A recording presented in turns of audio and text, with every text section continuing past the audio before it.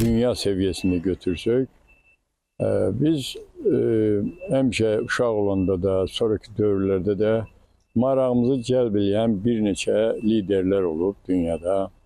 Məsələn, Amerikan götürək George Washington, Türkiyəyə gəlsək Atatürk, Azərbaycan deyəndə Heydər Əliyev.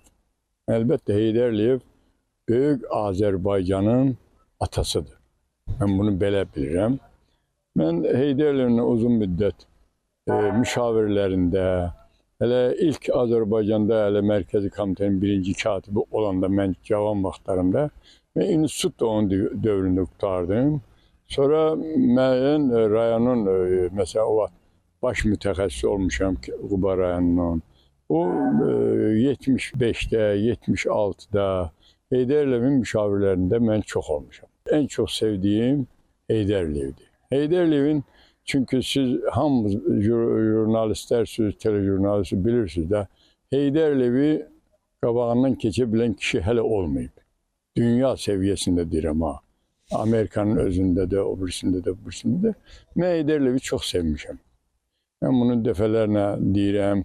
Yəni, sevmək Allaha məxsusdur, böyüklərə məxsusdur. Bu mənada bir böyük kimi, Azərbaycanın rəhbəri kimi onu çox sevmişəm, ömür billah.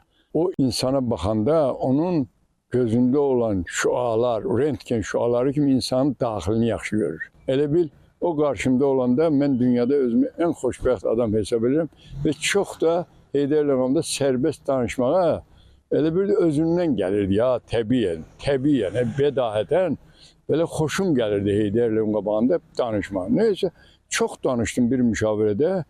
Sonra özümə gəldim ki, mən bu adamı, bu boyda səviyyəli bir prezident, bu boyda bir insanı nə qədər məşğul elədim.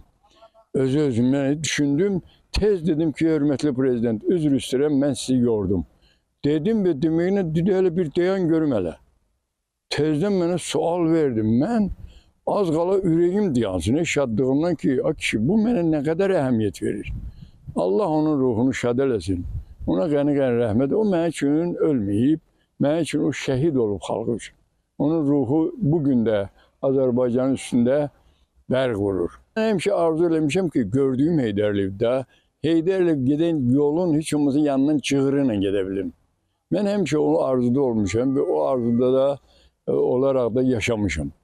İndi mənim bu zamanımın bu günündə mən fəxr eləyirəm ki, Heydər Əliyevin yubiley medalı mənim yaxamdadır.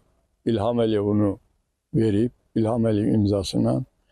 Onun mənə verilməsində iştirak edən, ona təqdimat yazan insanlara da təşəkkür edirəm ki, mənim ən böyük həyatda olan arzum Heydər Əliyevin medalını yaxamda gəzdirmək olub. Heydər Əliyev dahi bir insan idi. Allah ona rəhmət eləsin.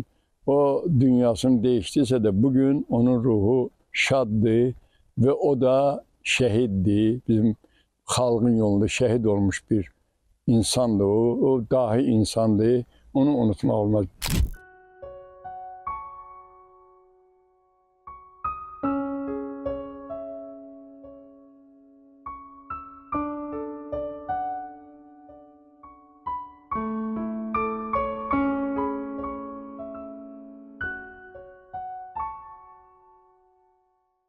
Bir şey biz toxtaqlıq tapırıq ki, onun bu dəqiqə cismani dünyada olmamağından, onu əvəz edən İlham Əliyevin varisi Heydər Əliyevin yolunu çox səliqə ilə, çox cəsarətlə, çox belə ləyaqətlə davam etdirir, ləyaqətlə.